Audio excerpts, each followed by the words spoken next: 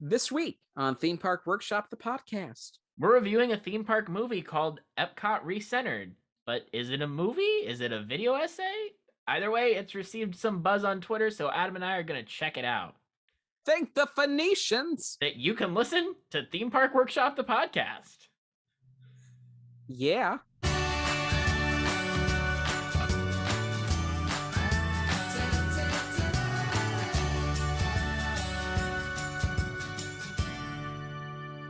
Hello, everyone, and welcome back to Theme Park Workshop, the podcast. My name is Jonathan. And I'm Adam. And this is a very, very special episode of the Theme Park Workshop podcast because we're going to be reviewing an incredible, life-changing documentary about Epcot and what it means and where it's going. We've heard glowing reviews of this on Twitter. Have we not, Adam? We have. I have no idea what to expect, to be honest with you. Like, this could go one of many ways. Like, is this a film mostly affected by Diz Twitter? Is it? I don't know what to expect. So yeah, I'm really cautiously pessimistic about. I like to think the best of people, so I'm cautiously optimistic. And it's just because for me, I don't think I would like have an opinion on it because we talked about Defunctland, the Fast Pass documentary. We've talked about other creators on here, and like, there's not this aura of expectation one way or the other. We mostly just sit down like, hey, that was cool. Yeah. Cool. With this one, it might be because of his reputation he's kind of like a famous punching bag or an infamous punching bag for some Diz Twitter folk. The fellow's name is Joshua L. Harris, not to be confused with not True Love Waits. What's the other one? I Kissed Dating Goodbye.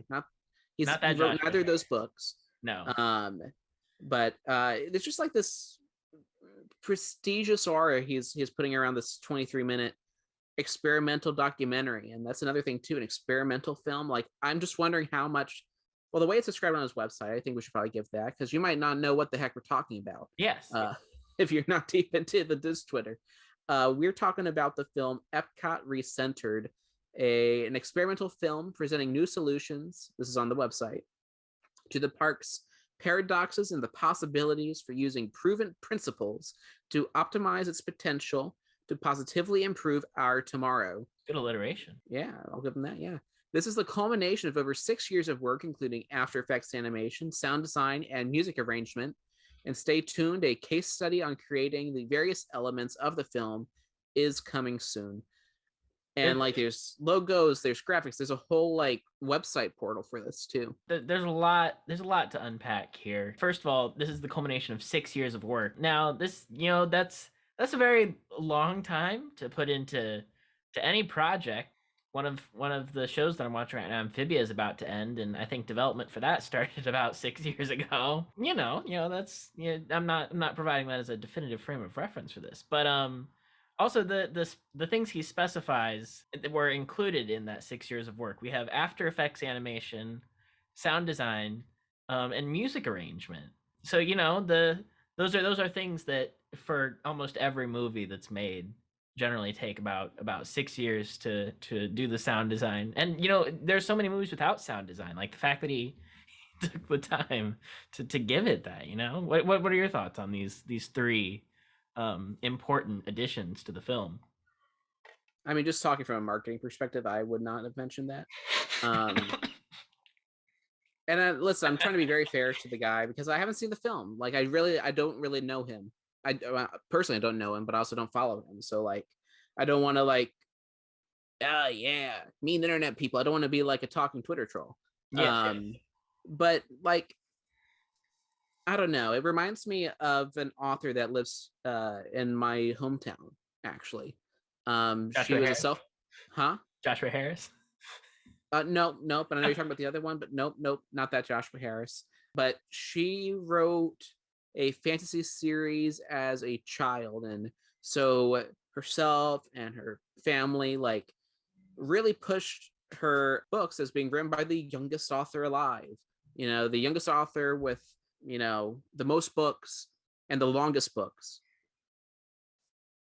And the quality did not match up to the hype that they built around her. And like on the website, she's like there's going to be a theme park based on my books, and Oh my. that was never going to happen. But like there's a big like, and again, like let your imagination go wild, like pursue your passions. Like I'm not going to say this guy's not passionate about what he's talking about with all this dedication put in. Like, I mean, I'm not, listen, 6 years is a long time, and like, yeah, I'm glad you worked hard on it and it meant a lot to you. And I bet those 6 years were maybe like you didn't know After Effects, you didn't know, I don't know music production. Like we wanted to do a musical, and that was one of the things that was stopping us. That, and I can't write down a song. I can sing you one, but paralysis when I go to like compose it and all that. And sound design, like these are new skills, they take time to learn, and like obviously you put the time in.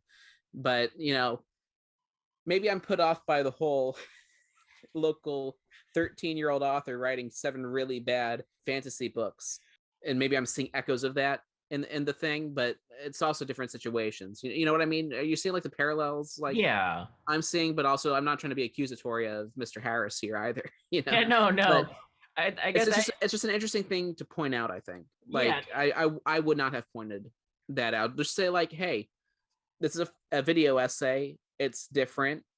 I hope you enjoy. And maybe have this fancy website too. It's different. Yeah, I can guarantee you, Defunct Land, his videos include After Effects sound design and music arrangement, and are almost twice as long a lot of the time. But you know what? Who else could use this descriptor? 6 years of work, including After Effects animation, sound design, and music arrangement. Walt Disney Imagineering could use this for a Tron Lightcycle power run. Easy.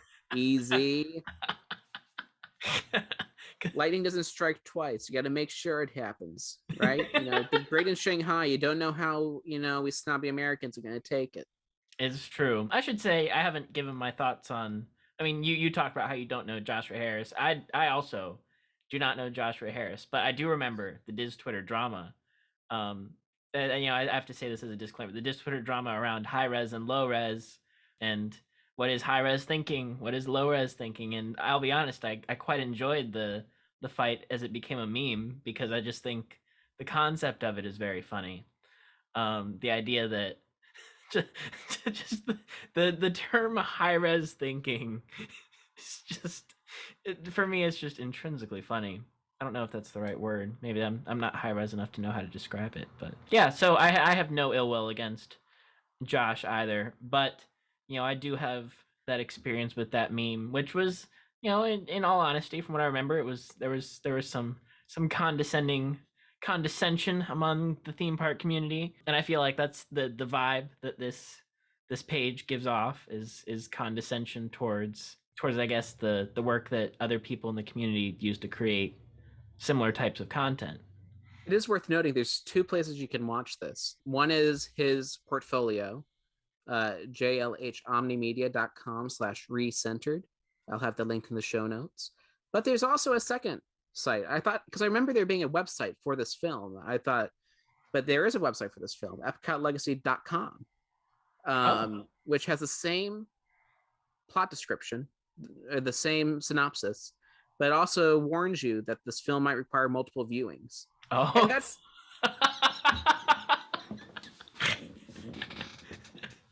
with all due respect to Mr. Harris, that's kind of where I'm like, okay, man. Like, to me, I really hope that we do have to watch this 5 times in a way that is right and meaningful.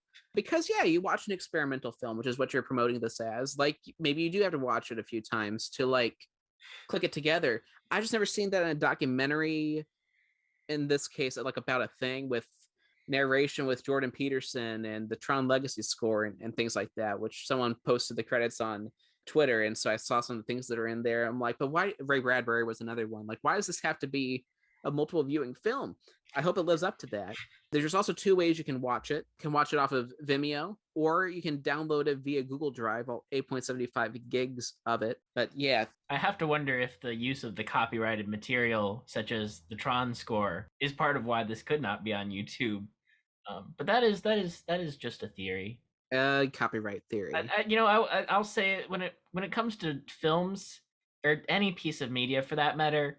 I feel like as a creator, and I guess this only applies to films if you want them to be seen. If you're making it for yourself, make it however you like. But if you want your film to be viewed, I feel like the average viewer should be able to watch it once and be able to take at the very least something away from it, whatever you're going for, if it's enlightenment, if it's enjoyability, if it's informational like Defunct Land. Like, I can watch a Defunct Land video once and get the gist, and that's a good interaction. I don't if he's conveying the information presented so poorly that I have to watch it a second time to figure out and create a coherent narrative out of his points. I personally think that that could be an excuse for laziness, and I don't know, because I'm not super into experimental film. I don't know the just vibesness of how experimental films work and how they get into your brain, how you have to rewatch them. I think the last thing we have to talk about with the page, though, is the comment: a case study on creating the various elements of this film is coming soon. For us low res folks, we call that behind the scenes.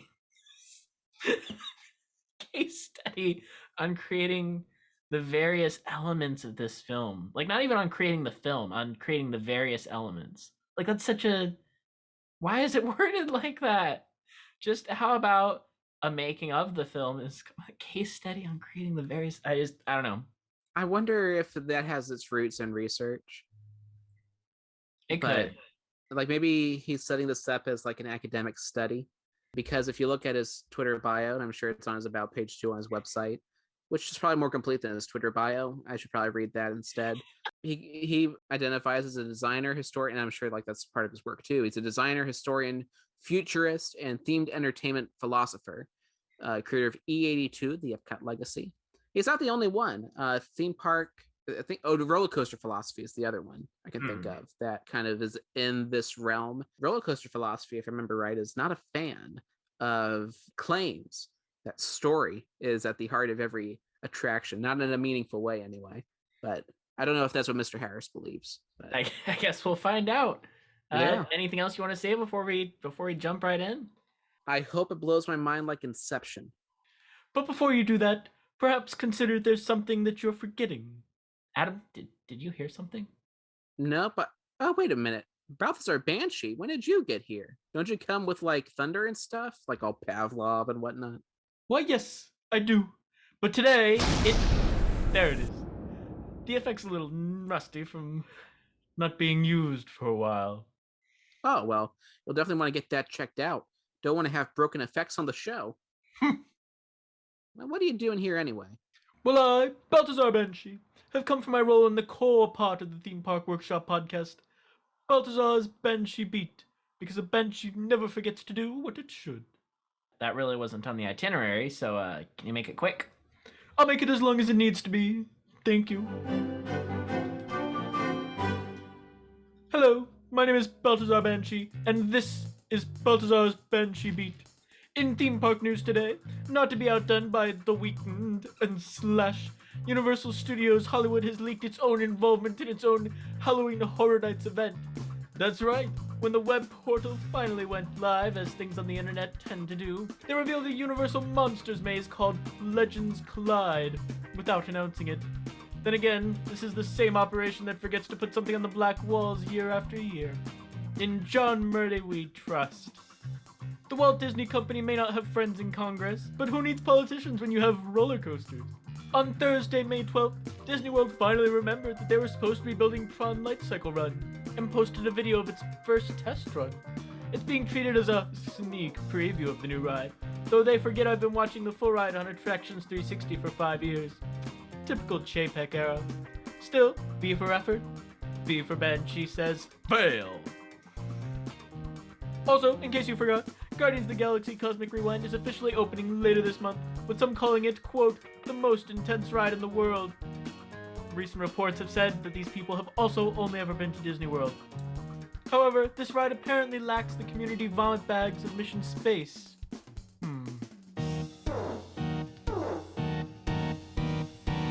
Perhaps looking to have another viral Eric Idle versus Figment moment, Diz Twitter roped another theme park veteran into its endless debates.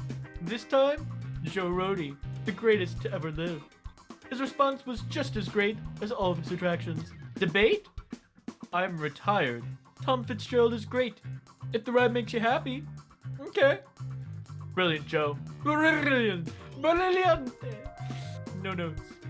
A+. I still think the Big Blue Building's a travesty, but at least you remember your professional acquaintances in the Big Blue world. Unlike some people.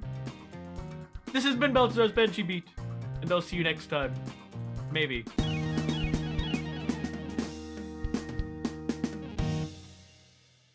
That was a segment. A passive-aggressive segment. Jeez, what's eating you, Banshee? Oh, you still don't remember? You haven't featured me in 2 episodes in a row. That's 5 weeks without my legally required segment. We had a deal, you animated little nincompoops. I am a core segment. I am the reason people tune in. Look who slides into my DMs. And if you think I'm not gonna lawyer up... Wait a minute. This just in.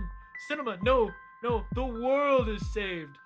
The Avatar The Way of Water trailer just dropped. The singular creative power of James Cameron in the director's chair again, a power building up for 13 years, is enough to blow all your feeble minds. The greatest film series is back, and nothing will bring me down now until I see the continuing adventures of Jake, Sully, Nyatri, and the Na'vi. Though most of the film takes place near the water, be sure to keep an eye out for a featured role by me, Balthazar Banshee. That's right, I've got connections. All is forgiven. Sivako!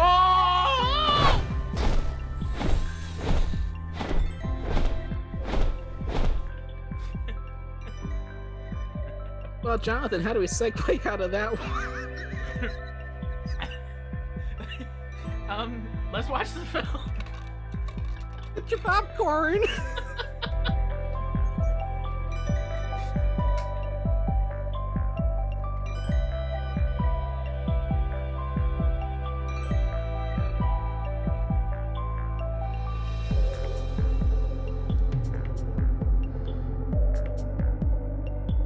So we just finished watching the EPCOT Legacy. We have not talked, and I have not talked since we finished. So you're hearing our very first reactions. What did you think, Adam? I mean, at its heart, it's a normal video essay. The difference is there's just a lot more work put into the presentation of it, is really the vibe that I get from it. But even at the same time, I feel like the argument, I wish like certain things were filled in. Like it makes this point how Joshua Harris's vision for EPCOT as this community optimization thing that encourages intellect and progress above all, that is all like in line with Walt's vision, and construing a park, around that would not only be the most profitable and the most, well, I guess the way to properly word that is not only the most fulfilling for society, but the most profitable for the company, is also in line with Walt's vision. Yet at the end, he has kind of like this avant-garde like portal as you just are supposed to be overwhelmed. You get these voices of like Jordan Peterson, I guess Brad Bird's in there, and maybe a little bit of Ray Bradbury. It sounded mostly like Jordan Peterson and Josh Harris, having this edited conversation. But like it's supposed to make this big point of like, this is the future, this is the core of what EPCOT is. And Walt, who's the heart of the argument, is only brought up at the beginning. You only hear him at the very beginning of the film. To me, that was probably my biggest issue with it, is like we're not seeing what this vision would look like, but why this vision is important. And we're being told like this is why the vision is in touch with Walt entirely, and we hardly hear him.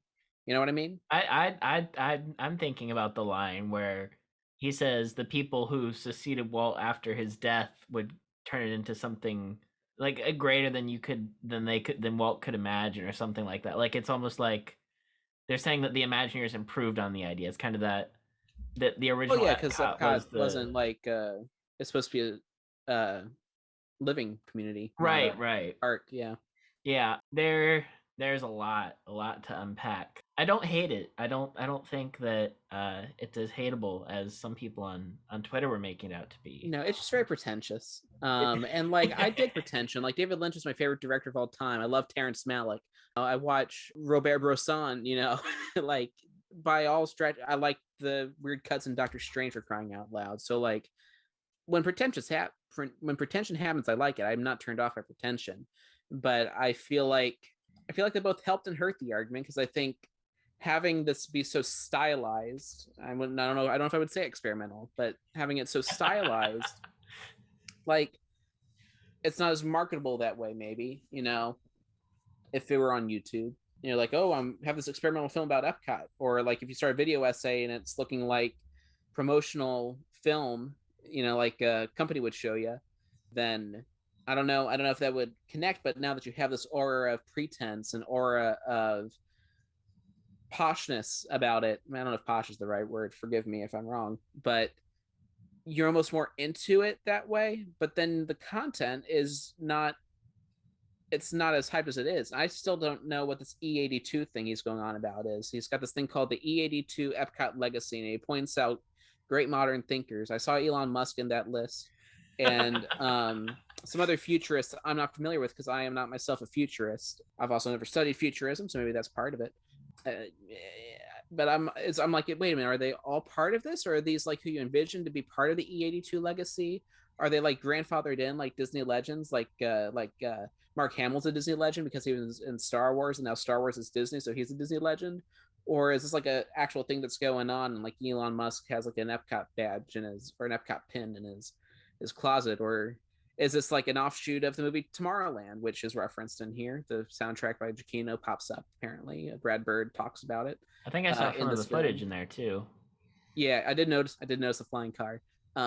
Where like in Tomorrowland, like the special chosen ones, they're going to progress society, like they're given these special pins, and George Clooney and Britt Robertson have to decide who gets them. Like, is that kind of the concept that's going on here, where Josh Harris imagines like a future of Elon Musk's and these other folks? Like, this is what the legacy of Epcot, as not an experimental prototype community of tomorrow, but whatever his acronym is. I don't know. Like, for me, it's very sleek, but there's a lot of begging the questions for me. And listen, I believe that it took him 6 years to do it. I do say that, Yeah. just because the visuals are so like one man operation with a full-time job. Yeah, that's going to take you a while. So Yeah, that kudos to the presentation. Like, that's not. Jonathan would probably faint about 2 minutes into some of these graphics. Oh, absolutely. I understand why After Effects was boasted, because I cannot imagine trying to render some of the things here in After Effects, but also like the planning, like some of the transitions, the zooms with the faces, and how the images presumably had to be upscaled and comped out and used. It was so weird because you would go from these super high effort concept graphics that were really cool, and then you'd have like a quote on screen being read against a background, like straight out of a video essay. I think we talked like it very much gives video essay vibes. Not so much it feels like somebody titled a video, I figured out how to fix Epcot, here's how. And and yeah, like I could see that on YouTube. And I think in the right context, there's a time and a place for stuff like this. But yeah, it's very pretentious for the subject matter. It also doesn't provide enough specificity onto like it starts out as kind of like a history. It talks about the history, and then I think you saw my face. I'm like, oh, this is just another video essay. Okay. yeah. It looks pretty. Sure. Yeah, it looks good. I think that it starts out with the history, and then it kind of like transitions into what he wants the part to be. But right as you think you're about to get into the meat of it, and he's going to explain what his little 10 core process is, we go into avant-garde Elon Musk world, and then that's it. That's the end of the video. So I think like this felt like the start of a movie. Like this felt like the introduction to a movie about how he was going to fix Epcot, and not a video. Like, this felt like the thesis statement for something rather than the complete package. I don't know if that makes sense. No, it does. And I think Maybe it does take multiple viewings to fully get it, but I'm gonna allow myself that dig. But I don't know, maybe have a clearer introduction to your argument. At the end, it's like the future starts with you. You know, you're the future. And now I'm thinking, like, but what does this have to do with the plot of Land in Orlando, too? And at the end, it's like it's an invitation to join this thing called E82 Epcot Legacy. And I go into the website to learn more, and I'm told it's going to be back soon. Oh no! Why would you release it if the site is down? And if you do look at the history, it says on the website, and I'm kind of shifting gears, but I think we'll come back to the film shortly. It says, from its conceptual beginnings as an experimental prototype community of tomorrow, there's evolution, construction, realization as a center, heralding technological progress while celebrating cultural diversity. This history section fixates on the events and accomplishments of Epcot's futuristic past, which means here's some blog articles about Epcot, ranging, that were made between 2010 and 2021. Cool. What's this thing about music here? Oh, and then it's also like an archive for past Epcot stuff. That's cool. Art, here's some logos and concepts and whatnot. And on the Legacy tab, you get that film, the film we just watched, and some other films that he's made, it looks like, or maybe these are blog posts. Yeah, like there's one on Walt Disney, and it's a little tribute, and then it's also a CBS Evening News archive from Walt's death. And he's passionate about what he's talking about, but I still have very little concept of what he's trying to promote here. And that's what it feels like at the end of the day. What you're saying, Jonathan, the film feels like a promotion for something that I don't know how to get on board, and I don't think anyone else is part of it. Like on his bio, he says creator of E82, the Epcot Legacy. This is his passion project, but I don't know what it is. The film talks about the vision and the dreams of it, but I don't know what it is or anything like that. So it's like there's a call to action, but there's nowhere to take the action. Are we trying to preserve the aspects of the original Epcot? And then at the end he's kind of like, my solution would have minimum upfront capital because everything that's essential was already there at the core or whatever, which makes it sound like he's pitching this to Walt Disney World, like, hey, if you take my vision for Epcot, it's going to be minimal upfront capital to fix the park. I also think there's some interesting arguments in here about why Epcot's attendance is lower than the Magic Kingdom, because it's apparently always trying to be a second Magic Kingdom with characters and adding that sort of thing versus having its own identity. But you got to remember, when Epcot opened, it's never, even when it had its own identity, it was never going to grow the same numbers as the Magic Kingdom, solely because it was aiming to be educational. It wasn't aimed at kids. I mean, Disney has been trying for years to add things to Epcot that will make it appealing to families with children. But the reality is, if Epcot is returned to its original vision, at least in the way it was executed in, when it opened in 82, is that you're gonna have a park that is not super appealing to kids. It's gonna primarily appeal to adults and to as far as I'm just thinking, if you take your family and you have a park that's educational, that requires more processing of information, that's more along those lines, and you have a family with, let's say, 3 kids, you take them to Magic Kingdom. So of course Magic Kingdom's numbers are higher because that's where all the families are going. What they've done in trying to add stuff to Epcot to kidify it, it has always fallen behind Magic Kingdom because it's Epcot. It doesn't have that mass appeal that Magic Kingdom does. And I think adding the mass appeal, I think there's an interesting argument to be made whether or not that has helped or that has hurt. Because Disney sometimes cannibalizes their own attendance when they open stuff and there's not enough stuff to do. I don't know where I was really going with that. I just think that was an interesting point that he brought up. I don't know if that's bulletproof, but yeah. Well, I think it's also if we were making this kind of video about Epcot, I know that's one thing I want to do on the channel one day, is make a series of videos about how the identity of the park is told through what's at the park. And Epcot is kind of like, it's a very fluid identity, because of things not working out and because of the sponsors and because the sponsors want to do something different and then it makes it worse. Say, look at Figment, Yeah. Test Track, goes from one thing to another thing. Horizons is this thesis statement of the park and it's replaced by a vomit comment. I think that's kind of why it stood out to you and it stood out to me at the beginning, is because, oh yeah, this is what we're used to. This is like the kind of argument we normally hear in a video essay, which is what this is. And when you say that he almost sounds like he's pitching this to Disney, I wonder if that might have been the original intent. I don't know. He's a former cast member, or like a longtime cast member. Oh, So maybe like he wanted to present this to Disney. I don't know. But I mean, he's been working on this whole, if you look at the blog post, like he's been working on this for like over 12 years, preserving this past of the parks on his personal website and on the Epcot Legacy website. And he's been making thought articles about it. It's just, I don't know if it comes together. I think me. And my sticking points, and I don't want to keep on harping on them because it's going to be you're going to be hearing the same thing for an hour and no one wants that. Is that like, I don't know where to go with this call of action, and I don't know how.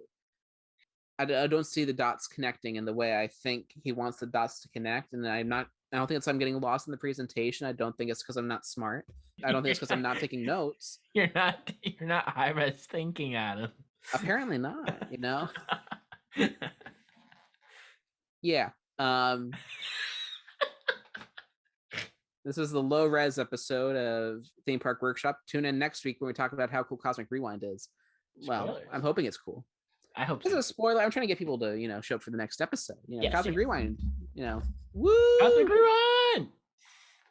The complete antithesis of what Epcot should be, according to many. That has been part of the Twitter debate, but we will get into that next week.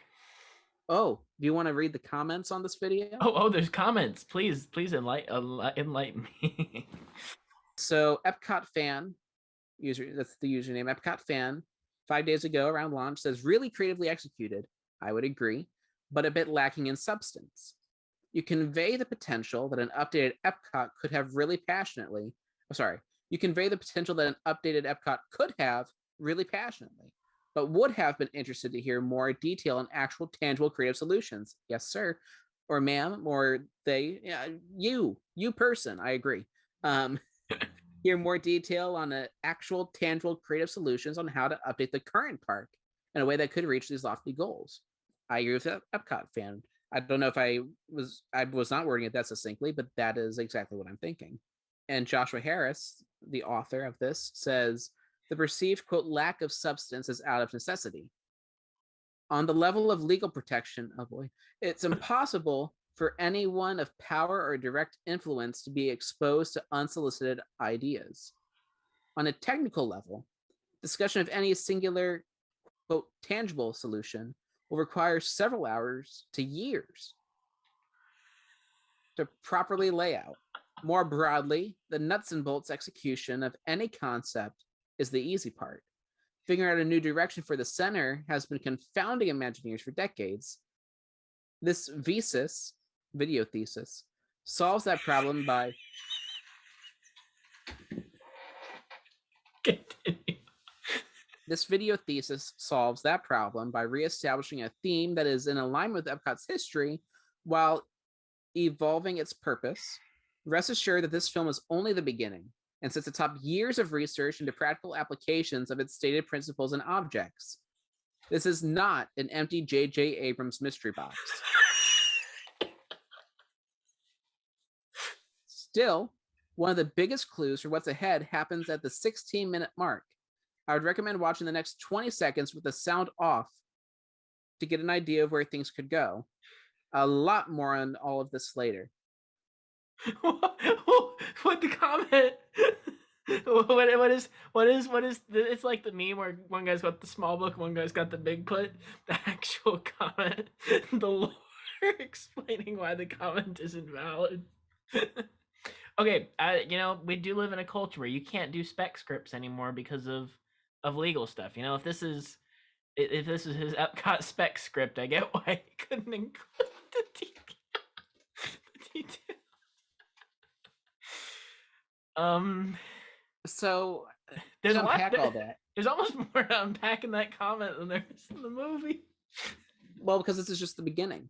That's right. That's right. This is just part one. It's like Dune Part 1. That's the last line. This is only the beginning. Thanks, Zendaya.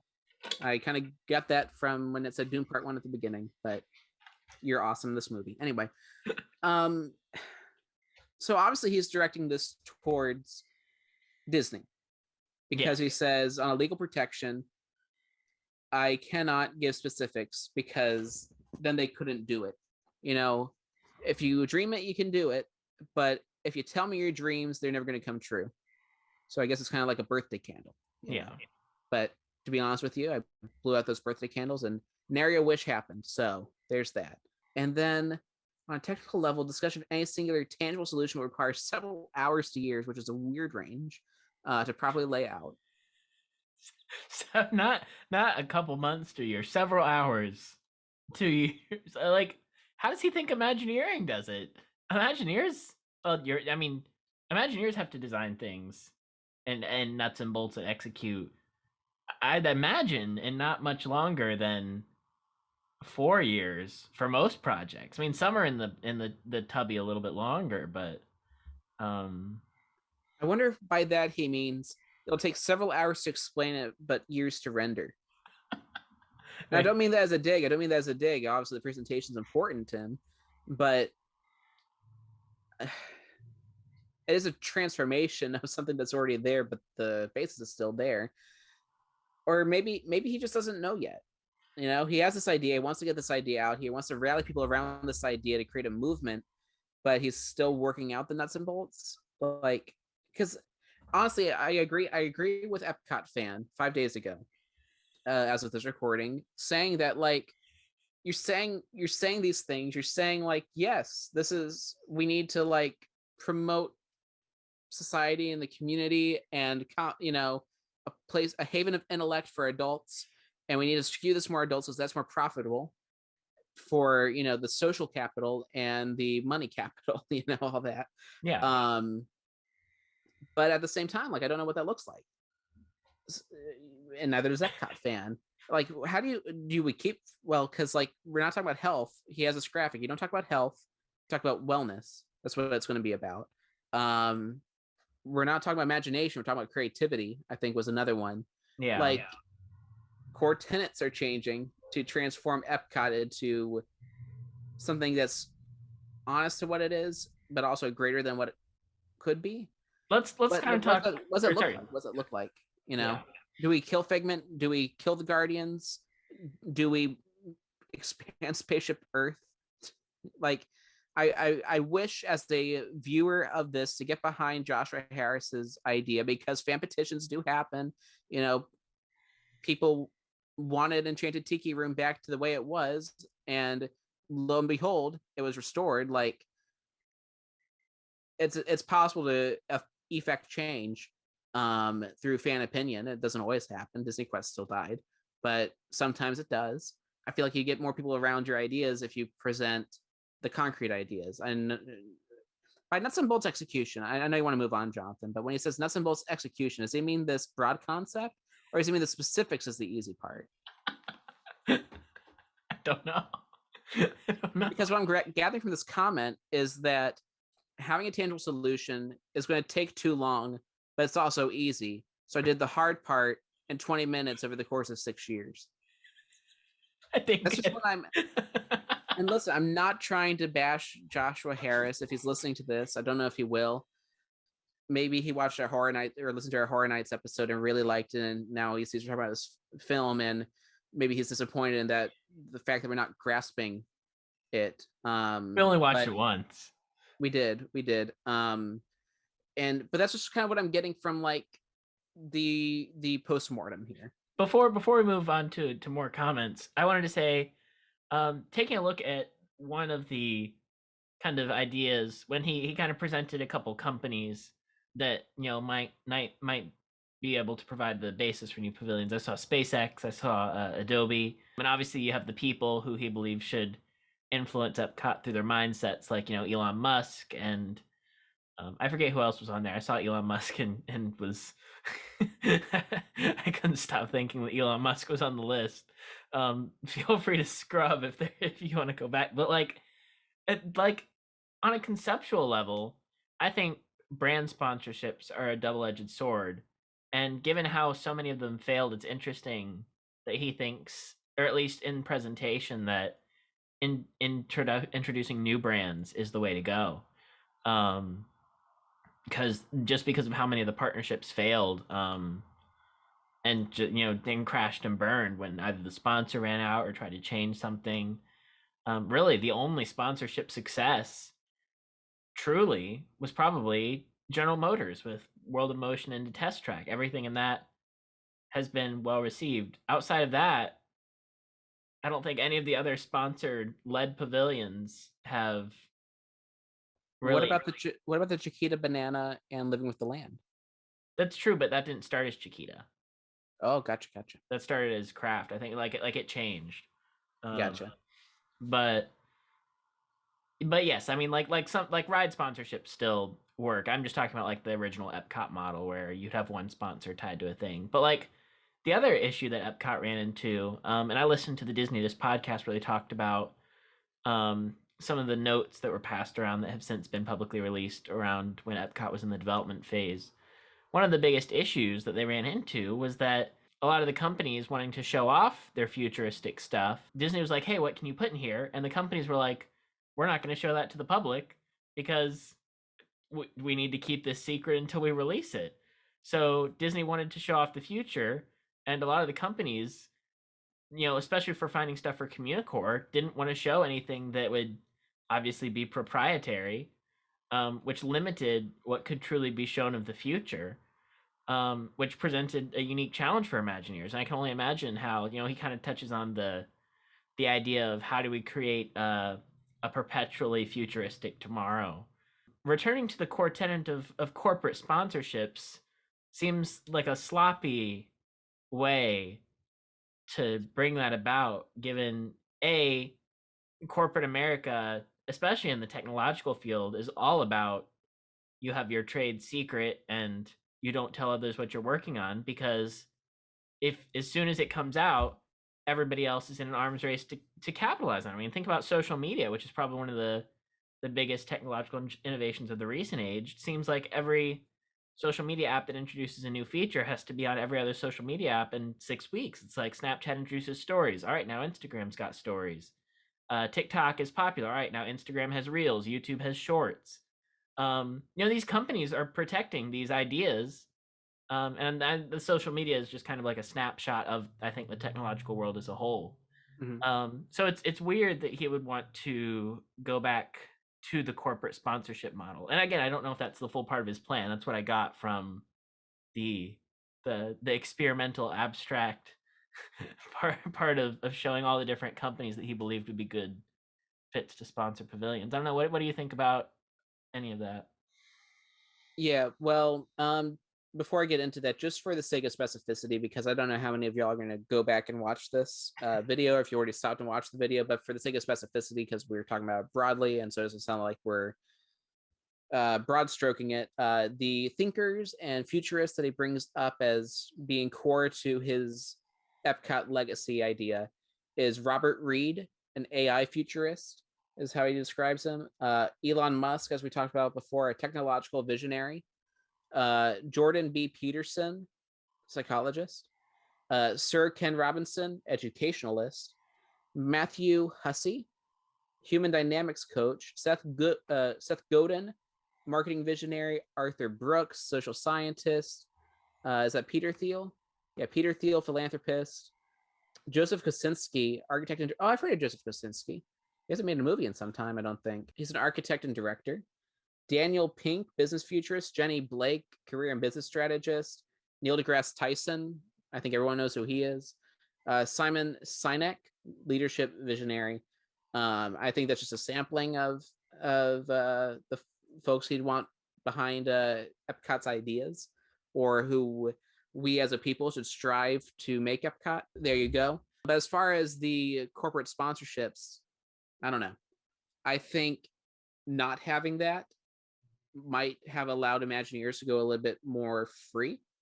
Yeah. And again, Epcot, I don't think really saw a whole lot of new stuff over the years.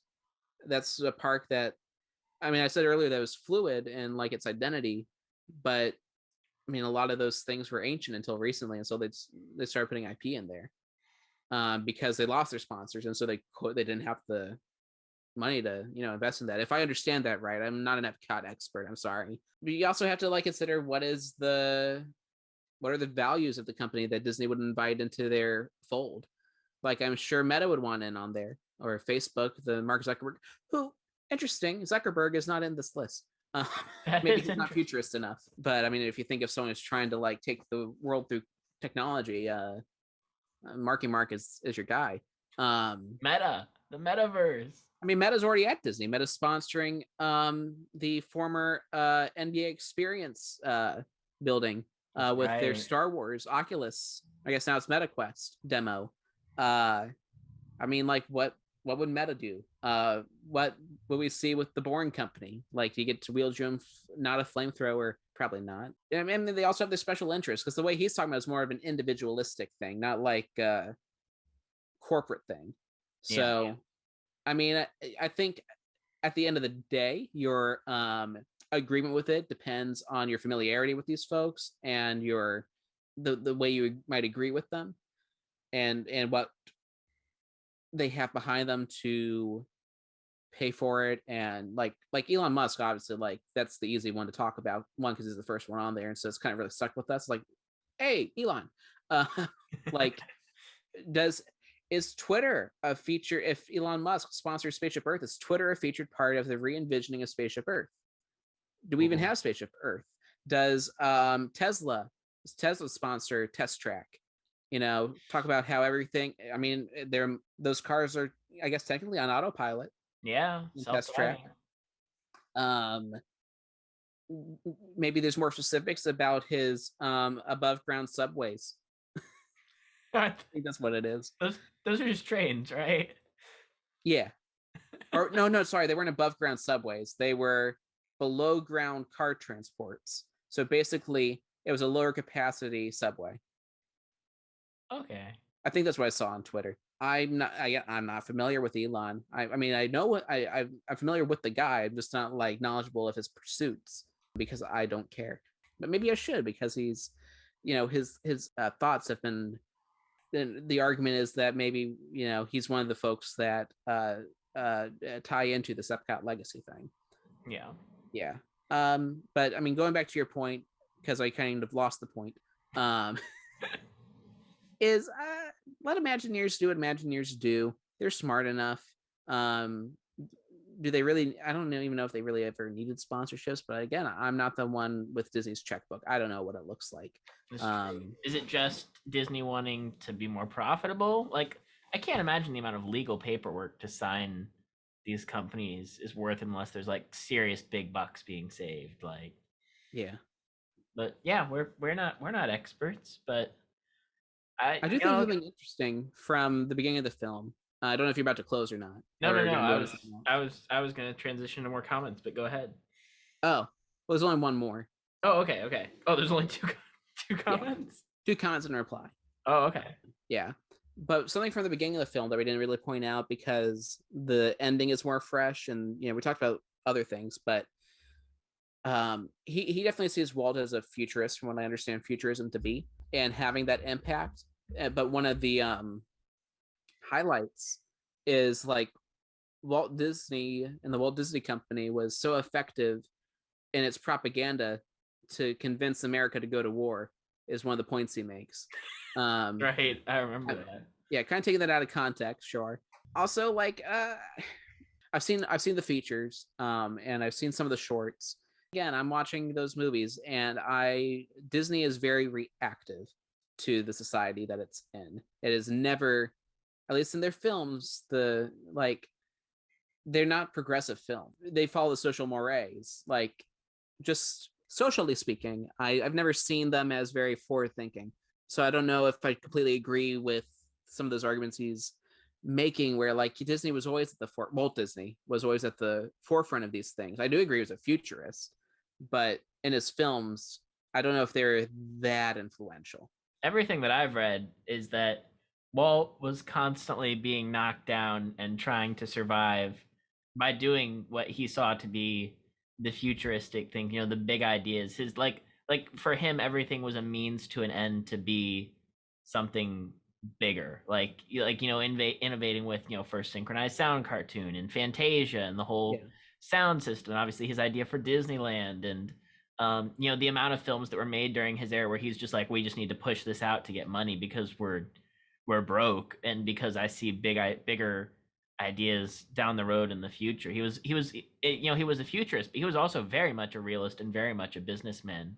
Yeah. And I think we can sometimes forget that everything that he did, I mean, he took risks, sure, but he took a lot of calculated risks. He kind of considered his ideas, ran them by other people, and a lot of people always said, Walt, this is crazy, this will never work. But he believed in it, and he had the financial support to back it because he was also a realist, and he knew if this is going to get done, it's going to get done by me.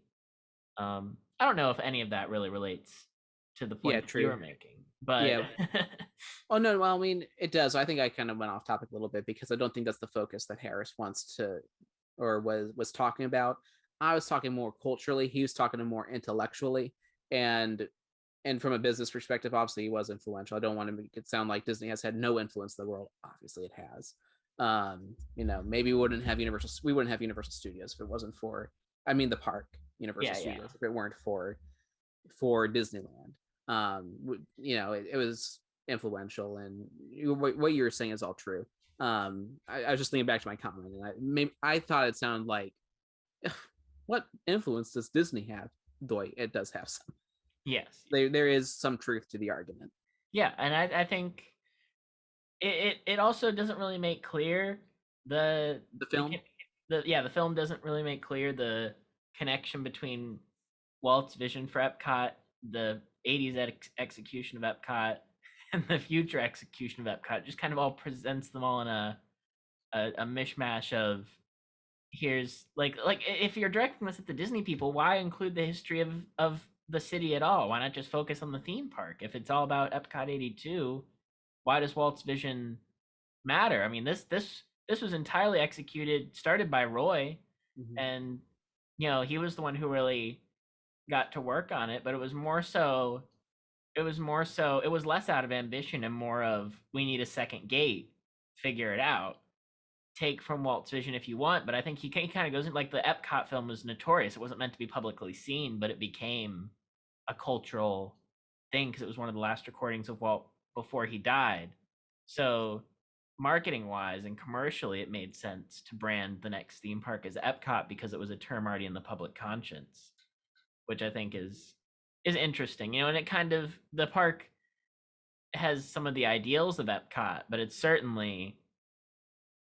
like the park and the city are two completely different things with two completely, like I'd say the thread that ties them together is celebrate who we are as a people and where we're going. That's World Showcase is who we are, and the future world is where we're going. That's what Epcot's always been about, and that's the only thing that that ties them together. Everything else is mere window dressing. I don't think there's enough attention drawn to the fact that the Epcot 82 is different from Walt's visionary vision of Epcot. And if you're saying that we need to return to the original vision or the original execution of that vision, Epcot as a theme park was not even close to an execution of that vision. It did not strive for the ideals that Walt strived for. Epcot strived to make money and to start to create the Disney bubble and keep people out. I mean, that was, no offense, but the Living Seas, that was a response to SeaWorld. Like you're saying, Disney's been responsive. Living Seas was, can we get a day away from SeaWorld? Not, let's inform guests about the wonders of the ocean. That was a fun side effect to taking away guests from SeaWorld. It's, every decision is duly motivated, but just to treat the original Epcot like it perfectly represents Walt's ideals, I think is something that the film doesn't separate those two, and I wish it had better. But as somebody who was not around for original Epcot, it's hard for me to say. I mean, I think it looked really cool. I think there was certainly an ambition to the people working on the projects. I mean, obviously things like imagination, people wait in line for the Figment buckets for 12 hours because because that original attraction had such an emotional impact that lasted with people. And who knows how many people were inspired to go into science and technology because of what they saw at Epcot and the experiences that they had.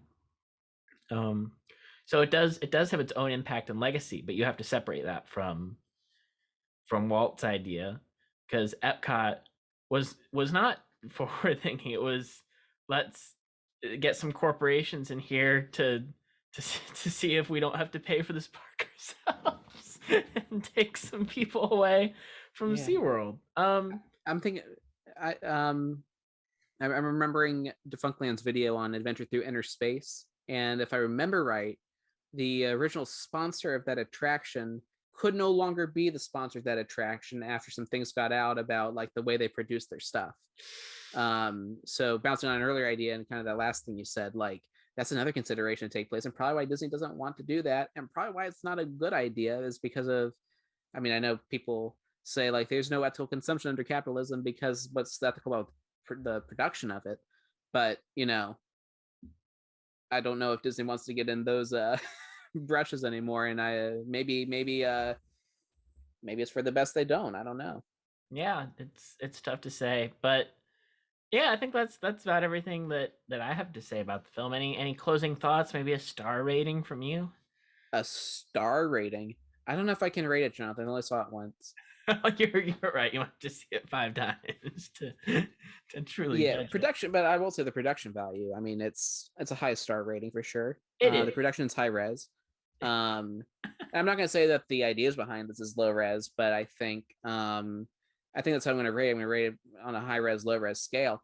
I'd say that the argument in its current form, mid res due to legal protection technical level, there are some spots missing, apparently for necessity, because maybe Disney will see this, and you can affect their worldview, Jonathan, but you cannot affect their ideas legally.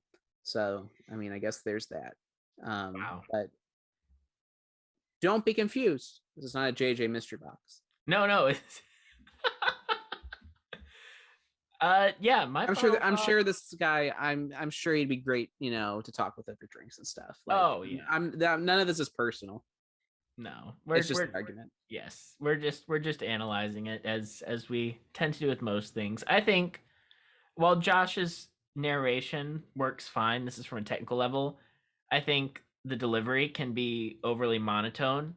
It doesn't really contribute to the emotional aspect of this that he wants. It kind of over relies on the music and the quotes. I think his narration itself doesn't lend itself well to the emotional nature of the content, and that's not a knock on him. That's just, if you don't have experience doing a lot of voiceover or like conveying things with emotion, that's just not something that it takes time and training. So I applaud that he attempted to do it, but I think if you picked a narrator that was able to bring more emotion to the script, perhaps it could work a little bit better. And that's just something that I noticed as somebody who also produces similar video essay type videos and watches a good number of them on YouTube. But I'm with you. I think mid-res. I think there's just the production value and the editing. As an editor, I think it's really solid. Script needed some work. And also maybe production management, because like, was this worth 6 years? I mean, on a personal level, maybe it was worth. I mean, Epcot Legacy has been his baby for 12 years, so that is true. Then this is just part 1. So this is part 1 of this project, but I mean, he's got a whole archive in here. Yeah. So if you like this and you want us to go through more of Josh's archive in future episodes, let us know in the comments below. Or if there are other theme park documentaries you'd like us to check out, we'd definitely be willing to do that as well. Absolutely. Maybe just Patreon exclusive, maybe on the show. I guess it depends on the news week we're experiencing. Yes. Oh wait, Jonathan, there was one more comment. Oh, yeah, we forgot to read the last comment. Read it. This is from Disnerd 6 days ago. So proud, amazing work. And on a positive note. There we go. Yep. Thank you so much for listening, and we'll see you next time on Theme Park Workshop the podcast. Adios. This episode has been produced by Adam Johnson and hosted by Adam and Jonathan.